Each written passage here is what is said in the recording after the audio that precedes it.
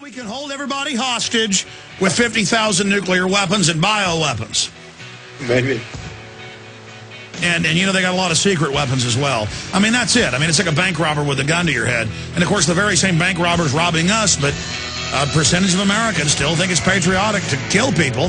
They can't find the country on a map, but it sure feels good. You know, it sure feels good. We're going to take calls when we come back with Dr. Paul Craig Roberts, Infowars.com. During the next hour that's coming up, Dr. Paul Craig Roberts will be with us for 5 minutes in the next hour. I want to get to Jeff, Damon, George, Kyle, Scott while he's on with us in these next two short segments. But real fast, Dr. Paul Craig Roberts, what's your take on the Gulf oil spill and the media being told they can't film or interview people and federal felonies, and now the Coast Guard is our boss on land? It seems like any excuse government gets, it just stomps all over our rights, like Katrina with the gun confiscation. That's right. I mean, what else can you say about it? And what is going on that they don't want us to know? It's amazing. It's amazing. I don't know. I don't have any answer for that. I suppose they're just getting us used to accept illegal orders. You know, it's like if you fly, you get searched without warrants. They're just getting us used to living in a police state, I suppose. I don't know what else it is. No, that's it. It's disgusting. We've got to say no. Let's talk to Jeff in New Hampshire. You're on the air. Thanks for holding. Hi, Alex. How you doing? I just want to say right off the bat that you are the voice of our founding fathers in the 21st century. Well, thank you. I'll try my best, sir. What's on your mind? Well, basically, you know, listening to you talk to Dr. Roberts, I had a question. You know, being someone who has been educated, you know, has a degree in history, I did a bit of research, and I found that the 16th Amendment wasn't properly ratified. I mean, here in New Hampshire, there's no record that the state even ratified it at all. No, I've looked into that. I mean, it really wasn't ratified. Another fraud, another hoax to give us the income tax, and we built this country without it. What's your question for Roberts?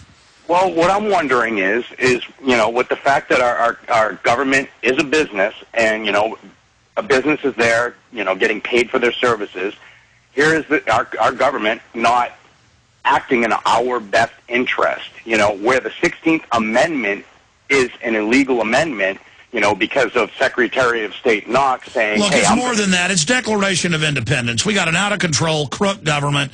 I appreciate your call. What do we do about that? I mean, we have the Declaration of Independence. It's not just our right. It's our duty to remove this government and reform it as we see fit.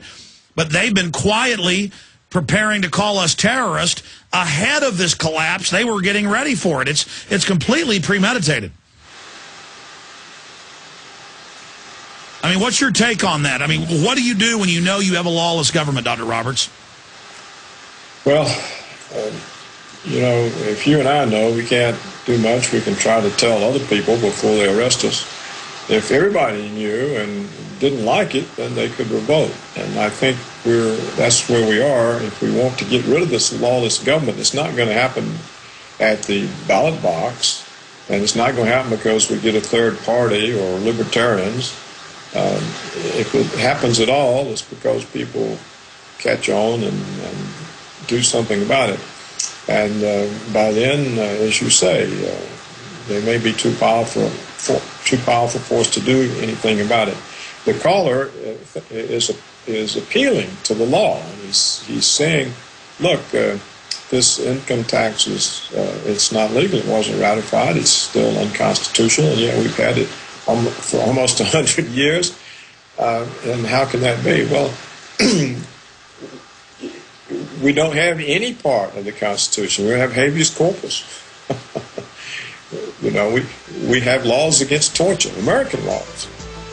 It's lawlessness. And there's nothing new. No, I mean, that's it. We don't just have a corrupt government, folks. We have a premeditated, lawless criminal group that is breaking and violating laws to set precedents. They are dominating us. They are enforcing their will of evil upon us. Back in 70 seconds, we'll jam in a few more calls for Dr. Paul Craig Roberts.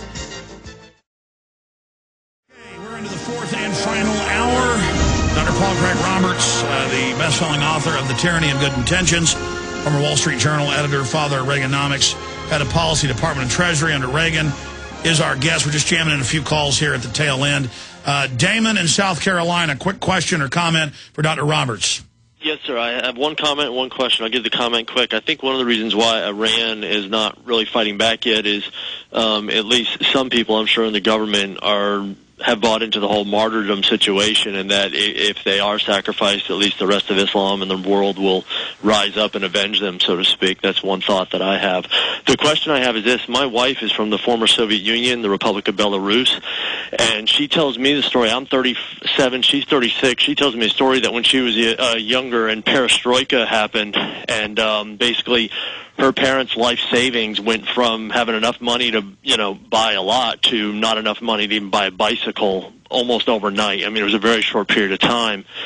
And my question to Dr. Roberts is, I thought about buying gold, but, if you have what, Roosevelt did or what our government did in the, almost a century ago where, you have a crisis and they come in and they start calling in all the gold.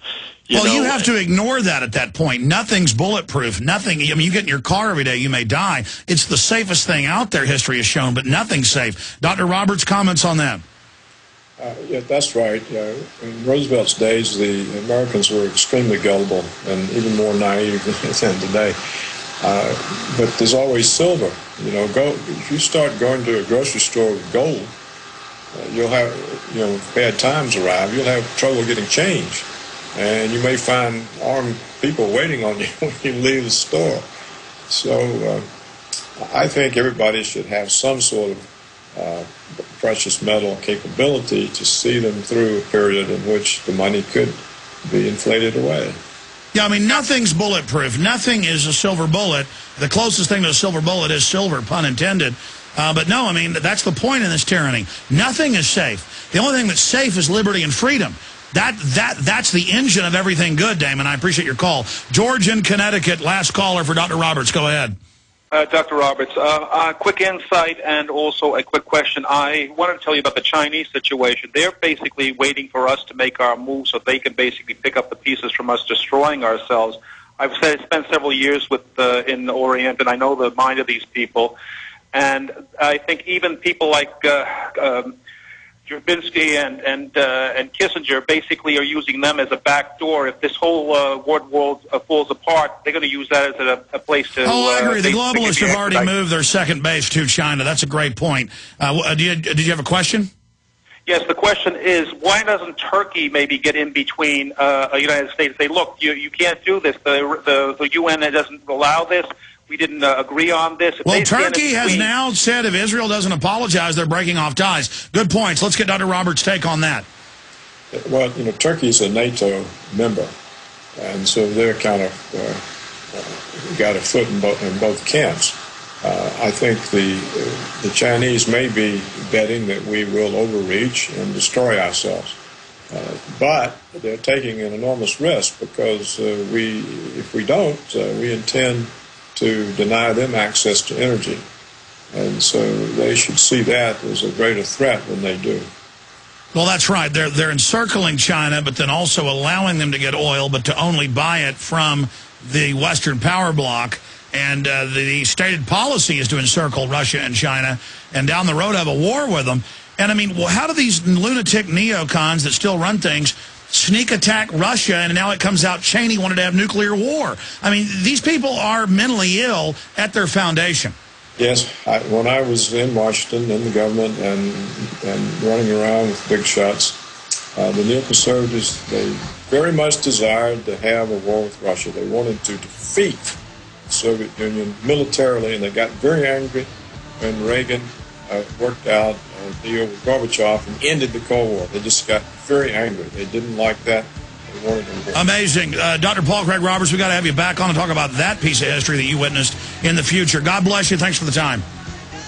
Please be with you. You bet. All right, we'll be right back, ladies and gentlemen. Stay with us.